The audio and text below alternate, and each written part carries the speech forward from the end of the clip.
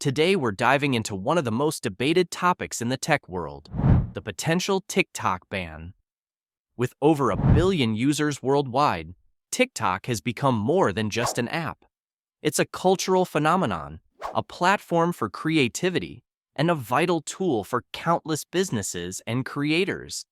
But now, it's facing serious challenges.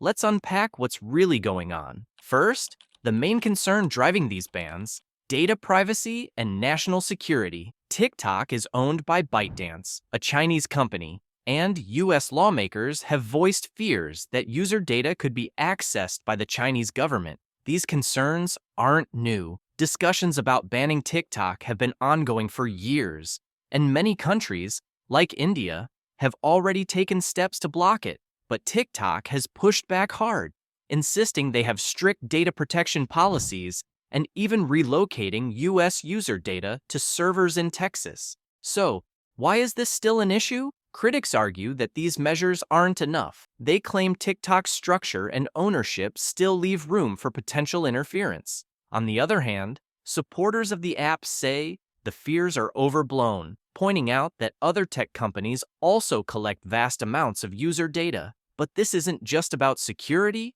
it's also about money and influence. TikTok's algorithm is incredibly powerful, keeping users engaged for hours and reshaping how we consume content. That influence is something governments and rival companies are watching closely. Now, let's look at how this ban could affect creators. Breaking news: Senator Ed Markey and I are introducing legislation to put a pause for 270 days on the TikTok ban. I'm here outside the Supreme Court. I'm hoping the court will uphold the free speech of 170 million Americans.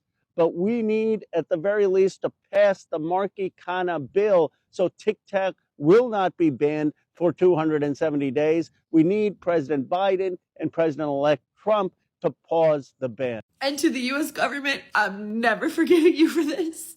And I'm never going to trust you ever again, because you just, like that, took away millions of people's income and livelihood. And who does that? So I'm never trusting you. So I'm going to have to start thinking about TikTok. I think we're going to have to start thinking.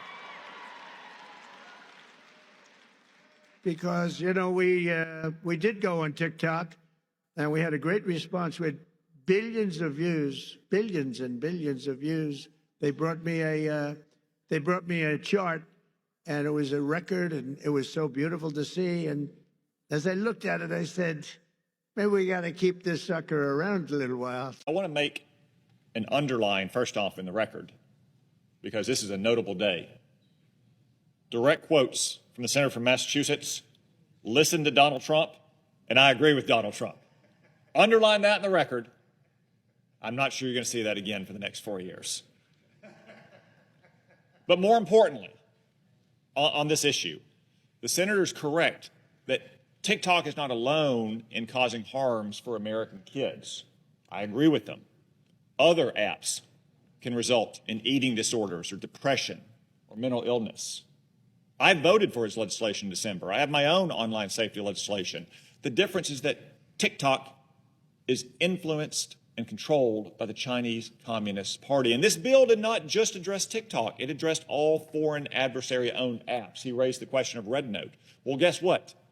If TikTok users flood to Red Note, they're going to face the same challenge there, because it's also controlled by the Communist Party.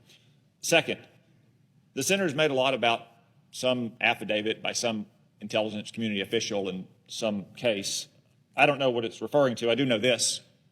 I've been on the Intelligence Committee for 10 years. I chair it now. I've heard the testimony of senior leaders that TikTok poses a grave threat to our national security and our people's well-being. But also know this. Third, you don't need intelligence. Hey, United States government, can I ask what our priorities are right now? Hey, Sophie, thank you for asking. So instead of gun reform, climate change, homelessness, the current recession, systemic racism, the energy crisis, public transportation failures, a lack of affordability in the healthcare system, the federal budget deficit, economic inequality, sexism and the pay gap, the opioid epidemic, and abortion rights, we're actually trying to ban TikTok. Because even though we don't know how to convert a Word document to PDF format, we still think that we know what's best in terms of Americans' access to technology and social media platforms. TikTok isn't just for fun. It's a livelihood for millions of people. Small businesses, musicians, and influencers have built their careers on the platform, reaching audiences they might never have connected with otherwise. If TikTok were banned, many creators would face significant challenges. So, where could these creators go? Right now, platforms like Instagram Reels, YouTube Shorts, and Snapchat Spotlight are the most likely alternative. Instagram and YouTube have been working hard to replicate TikTok's short-form video success. And while these platforms have their own audiences, many creators argue they don't have the same engagement, ease of discovery, or community vibe that TikTok offers. The question is, can these platforms fill the gap? Will creators thrive on Instagram and YouTube?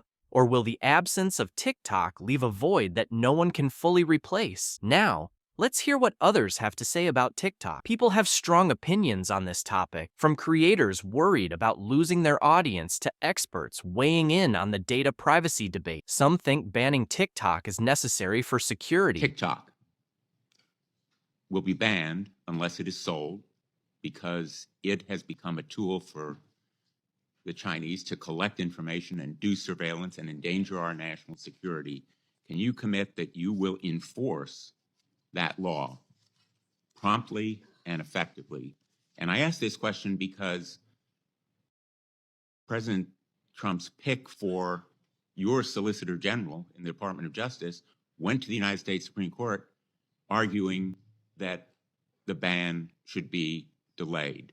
Will you commit to enforce that law on your first day when you are, if you are confirmed? Senator, as I discussed with you during our meeting, that is pending litigation within the Department of Justice. We are just now reporting that the Biden administration does plan to punt implementation to the Trump administration, and that the way that they are going to do so is that they are not going to collect on the fines that is the punishment described in this law. So that is breaking right now as we speak. Let me explain that. The penalty in this law, what effectively is the whole underpinning of this, is that the service providers, so that is someone like Apple, a company like Apple, who is offering TikTok in its app store.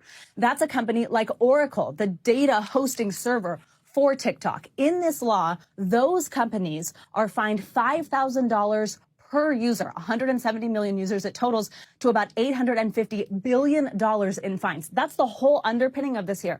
The Biden administration is just now telling us they will not collect on those fines. And I think I'd go so far as to say it also kind of renders what the Supreme Court will decide not as important anymore if the Biden administration is committing to doing that.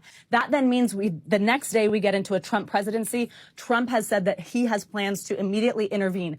There are several different options that he has at his disposal. Could he somehow organize some type of sale that then he, as the president, has the discretion to say, yep, that's a qualified divestiture. I'm good with that. Could he tell his attorney general to essentially do the same thing that the Biden administration is telling NBC News that they are doing, which is, hey, don't enforce that. Don't collect on those fines. It'll be a really interesting question, though, Kristen, to then see how the tech companies handle this. If you're the general counsel at an Apple or an Oracle, do you tell your company, yep, I think we're safe here. That's enough protection? Or could we still see those apps have lingering concerns? Is banning TikTok the best solution? Some argue that stricter regulations or transparency measures might address the concerns without taking the app away from users and creators. Others say banning it is the only way to ensure data security. So, what do you think? Is this ban about protecting users? Or is it part of a larger geopolitical tech rivalry between the US and China? And if TikTok were to disappear, would you move to another platform? Or is TikTok truly one of a kind? Let me know your thoughts in the comments below. This is a story that impacts all of us, from casual users to full-time creators. Your perspective matters, and I'd love to hear what you think.